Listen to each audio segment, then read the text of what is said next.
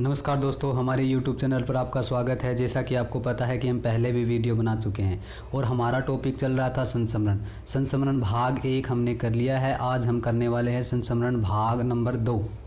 तो चलिए शुरू करते हैं। सबसे पहले हम लेते हैं राहुल सांकृत्यायन को।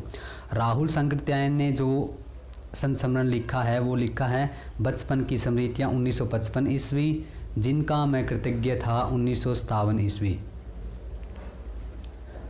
तो राहुल सांकृत्यायन यानी कि राहुल क्या है, सांकृत्यायन से क्या कहता है कि बचपन की स्मृतियाँ, यानी अपने बचपन की यादों को, यानी अपने बचपन की स्मृतियों को याद करते हुए क्या कहता है कि जिनका मैं कृतज्ञ था, यानी कि उन यादों का मैं क्या है कृतज्ञ था, यानी अभी तक कृतज्ञ हूँ। इसके बाद में हम बात करते हैं उपेंद्र नाथ अश्क की। उपेंद्र नाथ अश्क ने जो संस्मरण लिखा है वो लिखा है मंटो मेरा दुश्मन 1956 ईस्वी, ज़्यादा अपनी कम पराई 1959 ईस्वी। यानी कि मंटो मेरा दुश्मन, उपेंद्र नाथ कहता है कि मंटो मेरा दुश्मन, यानी कि मंटो मेरा दुश्मन क्यों है, क्योंकि वो क्या है ज़्यादा अपनी कम पराई वाली बात करता है 1959 ईस्वी। इसके बाद में हम बात करते हैं सत्यजीवन वर्मा भारती की। सत्यजीवन वर्मा भारती ने जो संस्मरण लिखा है वो लिखा है एल्बम नाम से। सत्यजीवन वर्मा भारती ने जो संस्मरण लिखा है वो लिखा है एल्बम नाम से। इसके बाद में हम बात करते हैं ओंकार शरद की।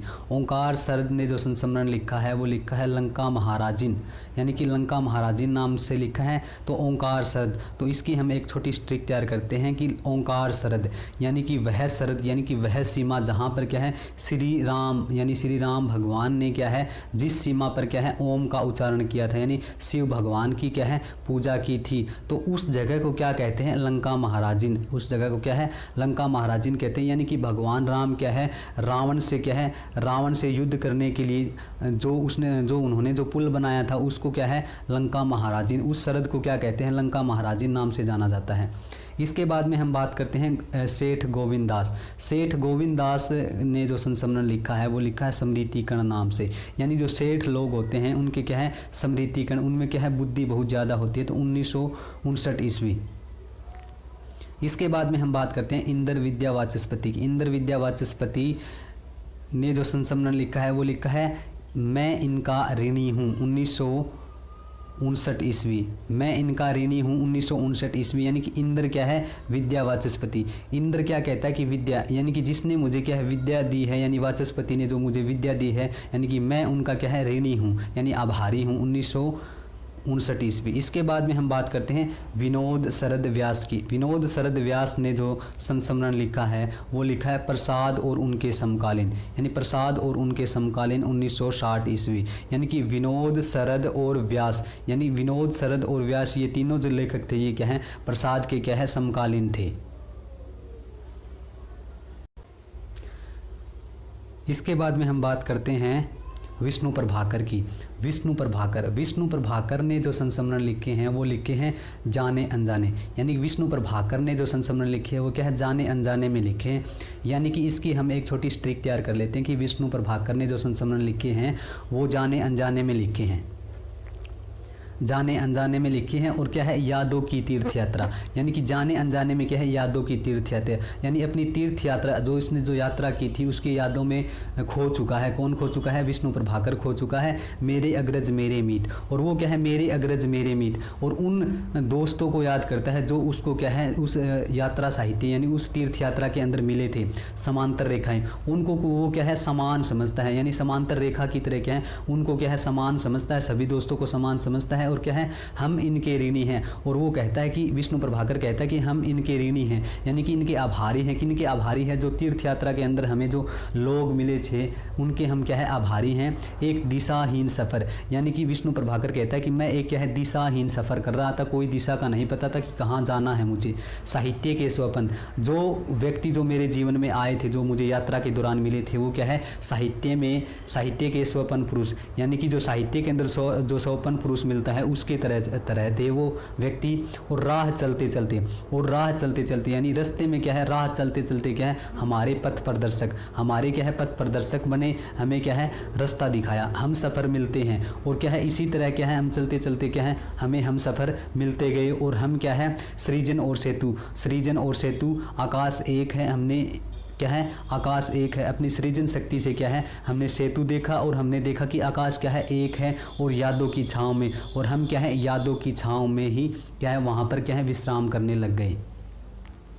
तो इसके बारे में हम एक बार दोबारा कर लेते हैं कि विष्णु प्रभाकर क्या कहता है कि जाने अनजाने में। विष्णु प्रभाकर ने जो संस्मरण लिखे हैं जाने अनजाने में लिखे हैं, यादों की तीर्थ यात्रा, यानी कि वो क्या है, अपनी यात्रा की क्या है, यात्रा की जो स्मृति है, जो यादों में उसमें क्या खो गया है। और वो क्या कहता है कि मेरे अग्रज मेरे मीत जो मुझे मिले थे, वो क्या है, मेरे अग्रज थे, मेरे मीत थे, समांतर रेखाएं वो क्या है, समान थे, समांतर रेखाओं की तरह थे वो व्यक्ति, हम इनके ऋणी हैं। और क्या कहता है कि मैं इनका ऋणी हूँ।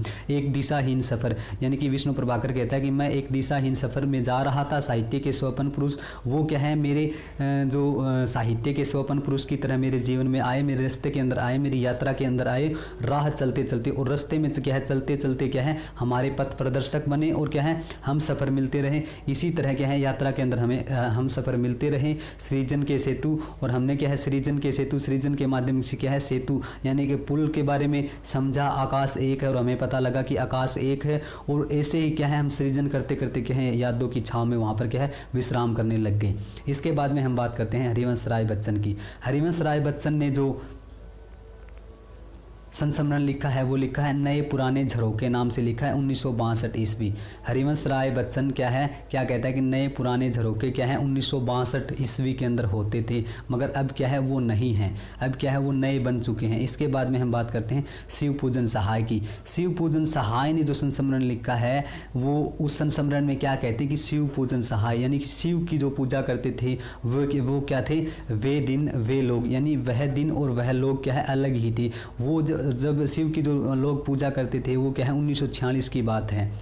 इसके बाद में हम बात करते हैं दिनकर की। दिनकर ने जो संस्मरण लिखा है वो लिखा है लोकदेव नेहरू नाम से लिखा है। लोकदेव नेहरू नाम से उन्होंने क्या है संस्मरण लिखा है। और क्या है संस्मरण और श्रद्धांजलियाँ, और संस्मरण और श्रद्धांजलियाँ 1959 नहीं है, ये 1969 है।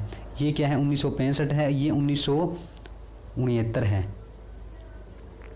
तो दिनकर क्या है एक राष्ट्रीय काव्य धारा के कवि थे, राष्ट्रीय संस्कृति काव्य धारा के कवि थे। उन्होंने क्या है अपने संस्मरण में क्या है लोकदेव नेहरू यानी लोकदेव नेहरू का वर्णन करते हुए क्या है संस्मरण और श्रद्धांजलियाँ, यानी अपने संस्मरण के माध्यम से उन्होंने क्या है लोकदेव नेहरू को क्या है श्रद्धांजलि अर्पित की है। इसके बाद में हम बात करते हैं शांति प्रिय द्विवेदी की। शांति प्रिय द्विवेदी ने जो संस्मरण लिखा है वो लिखा है स्मृति और शांति प्रिय द्विवेदी ने जो संस्मरण लिखा है वो लिखा है स्मृतियाँ और कृतियाँ। यानी शांति प्रिय द्विवेदी जो शांत स्वभाव का जो व्यक्ति होता है वो क्या करता है कि स्मृतियाँ और कृतियाँ यानी अपनी स्मृतियाँ यानी अपनी बुद्धि का इस्तेमाल करके क्या है बहुत सारी कृतियाँ यानी कि बहुत सारी रचनाएँ कर लिखता है 1966। यानी कि ये बात कब की थी 1966 की बात थी। इसके बाद में हम बात करते हैं लक्ष्मी नारायण सुधांशु की। लक्ष्मी नारायण सुधांशु ने जो संस्मरण लिखा है वो लिखा है व्यक्तित्व की झांकियाँ। यानी कि लक्ष्मी नारायण सुधांशु क्या करता है कि व्यक्तित्व की झांकियाँ यानी कि झांकियाँ निकालता है। इसके बाद में हम बात करते हैं प्रकाश चंद्र गुप्त की। प्रकाश चंद्र गुप्त ने यानी कि प्रकाश ने क्या है चंद्र से गुप्त रखी, क्या रखी पुरानी स्मृतियाँ यानी अपनी पुरानी यादें क्या है प्रकाश ने चंद्र से गुप्त यानी छुपा कर रखी। ये बात कब की है 1947 ईस्वी की है। इसके बाद में हम बात करते हैं कन्हैया लाल मिश्र प्रभाकर। यानी कन्हैया लाल मिश्र प्रभाकर जिंदगी मुस्काई यानी कन्हैया यानी श्री कृष्ण भगवान को यानी कन्हैया लाल को क्या है मिश्र प्रभाकर यानी सुबह सुबह क्या है मिश्र यानी कि मिश्री मिल जाती है और क्या है जिंदगी मुस्काई यानी कि वो क्या है मुस्काने लगते हैं। ये बात कब की है 1953 ईस्वी की बात है। इसके बाद में हम बात करते हैं काका कालेलकर की। काका कालेलकर ने जो संस्मरण लिखे हैं वो लिखे हैं गांधी संस्मरण और विचार। गांधी संस्मरण और विचार यानी काका कालेलकर ने क्या है अपने संस्मरण के अंदर क्या है गांधी संस्मरण और विचार यानी गांधी के संस्मरणों पर क्या है विचार किया है। इसके बाद में हम बात करते हैं पदूम लाल पुन्ना लाल बख्शी। पदूम लाल पुन्ना लाल बख्शी यानी इन तीनों ने मिलकर क्या है अंतिम अध्याय यानी एक रचना को जो अध्याय को क्या है अंतिम रूप दिया। यानी अंतिम रूप कब दिया 1972 ईस्वी के अंदर दिया। किसने दिया पदूम लाल पुन्ना लाल बख्शी यानी तीनों ने मिलकर क्या है इसको अंतिम रूप दिया अंतिम अध्याय। और अंतिम अध्याय नाम से क्या है एक और रचना है किसकी है भैरव प्रसाद गुप्त की क्या है उपन्यास है। भैरव प्रसाद गुप्त का क्या है अंतिम अध्याय नाम से क्या है एक उपन्यास है। इसके बाद में हम बात करते हैं कमलेश्वर की। कमलेश्वर ने जो संस्मरण लिखा है वो लिखा है मेरे हमदम मेरे दोस्त, मेरे हमदम मेरे दोस्त नाम से क्या है संस्मरण लिखा है। किसने लिखा है? मेरे हमदम मेरे दोस्त नाम से किसने लिखा है? कमलेश्वर ने लिखा है। कमलेश्वर ने लिखा है मेरे हमदम मेरे दोस्त नाम से 1975 में संस्मरण लिखा है। इसके बाद में हम बात करते हैं परिपूर्णानंद की।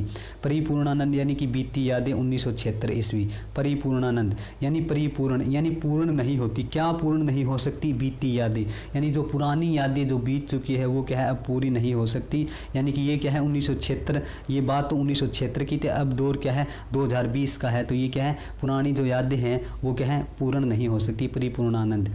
इसके बाद में हम बात करते हैं अनीता राकेश की। अनीता क्या है राकेश के साथ कहाँ जाती हैं? बाग बगीचे यानी बगियान के अंदर जाती है, और वो क्या लेने जाती है? संतरे, यानी चंद संतरे, यानी संतरे लेने के बाद वो राकेश को क्या कहती है कि चंद संतरे, यानी कि मुझे चंद संतरे और लेने हैं। इसके बाद में हम बात करते हैं रामनाथ सुमन की। रामनाथ सुमन ने जो संस्मरण लिखा है वो लिखा है मैंने स्मृति के दीप जलाए 1976 ईस्वी।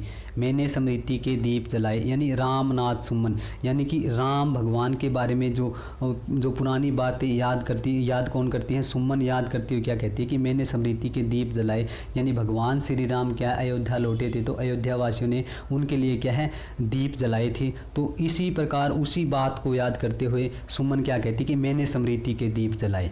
तो आज के लिए इतना ही काफ़ी।